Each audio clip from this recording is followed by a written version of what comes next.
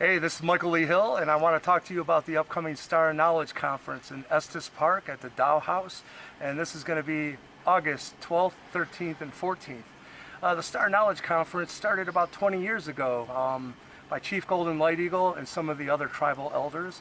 They had got permission from Spirit to start revealing their contact with star beings and what they've learned over thousands of years. And they were told it's time for them to start sharing this knowledge with the rest of the world. So that's what the Star Knowledge Conference is about, and this one in particular has some great speakers. Check out starknowledgeenterprises.com. Oh, hi. I was just asked a really good question, and that is, what are my concepts of God? And I gotta say, I was agnostic up until my awakening. But where I really found my belief in a creator was when I started to learn about sacred geometry. I started to learn that everything from the atom to galaxies are adhering to very specific geometry. The golden mean, Fibonacci sequences, and it's just not on Earth, it's anywhere. It seems like the whole creation is adhering to this very specific geometry, and that's why it's called sacred. And to me, it's like finding the fingerprint of God, because it absolutely can't be coincidental. And so then I started to have my own belief in a creator. But I'll say I don't try to put labels around what the creator is. I think at this point in my evolution, if I did try to come to a conclusion, I would probably be wrong. I've heard it said it's kind of like we're a fly in a 747, and as much as that fly tries to figure out what it's a part of, even if it does come up with a conclusion, more than likely it's going to be wrong. So I think at this point in my evolution, saying that I know what God or the creator is truly just putting chains around the possibilities of what the creator is. The second part of that question was, what do I think of Jesus? And I think Jesus is exactly who he said he was. I think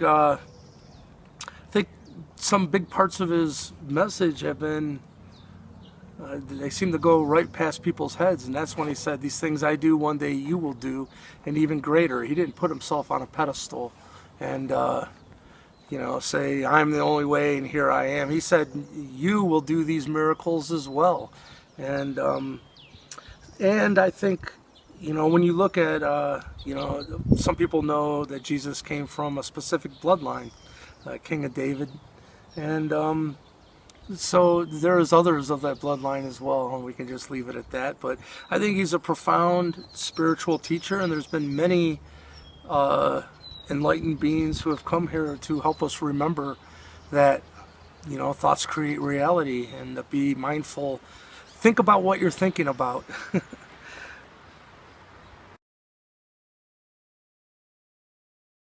I want to touch on the Christ. And first of all, I guess I'd like to point out the Christ has nothing to do with an individual. The Christ is, well, first of all, it means the anointed or the chosen one. Chosen for what? I think it's spiritual knowledge. It's, knowledge of how light and sound create physical reality and how your own consciousness is behind the wheel, sitting in the driver's seat. And I've heard it said, and I like this, that pretty much you get what you expect, and there is no other main rule. Fear or love, wherever you put your energy it'll be reflected back to you by a loving universe. And so if you got a lot of fear and doubt in your belief system, and then let's just say, I don't know, you're prejudiced or something, then you go out and you find yourself in a situation where it seems that your belief is confirmed. Well, it's not that you're right. Your own beliefs are just being reflected back to you by a loving universe, and you could have easily just as chosen the opposite and then experienced that. So I think that's the whole thing about becoming conscious of what your belief systems are. And really, this gets into the concept of free will as well, because a lot of people think free will is a great thing, and it is, but truly, once you understand thoughts create reality, it takes away free will, because there's only one thought form that has the most love-filled outcome for everyone involved, and any other choice is truly a trip back into the Maya or the illusion. So it really makes you focus what you're thinking about, and but then I think you got to train yourself. Once that first thought form comes up, which I found out it's usually from the mass consciousness, not usually, it is.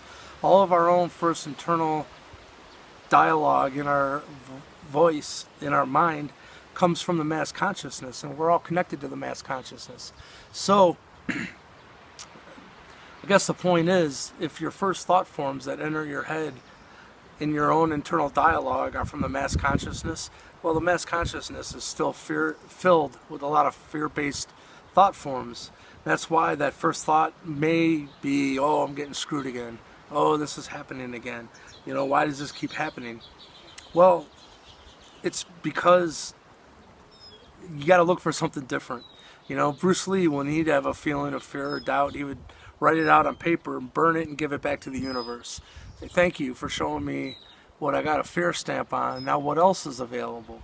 Once you say, now what else is available, you've broken that tie to the mass consciousness, which, again, it's not like the mass consciousness. Some things, your first internal dialogue may be great and love-filled, but just be aware if it's fear or any of those frequencies.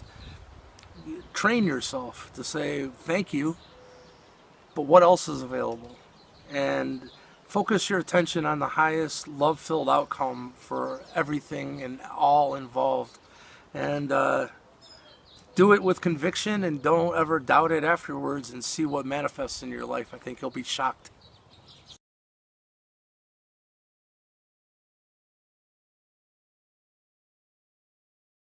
Pretty much, I guess people would know me most from the History Channel UFO Hunters and the Lake Erie UFOs, and what I'm going to be presenting on is who exactly the mound builders are, and tracing them from Atlantis, and knowing that the mound builders are the remnants of the Atlanteans and how they intertwined into the Native American Indian tribes. So come and join us at the Star Knowledge Conference in Estes Park in Colorado at the Dow House, and that is August 12th, 13th, and 14th.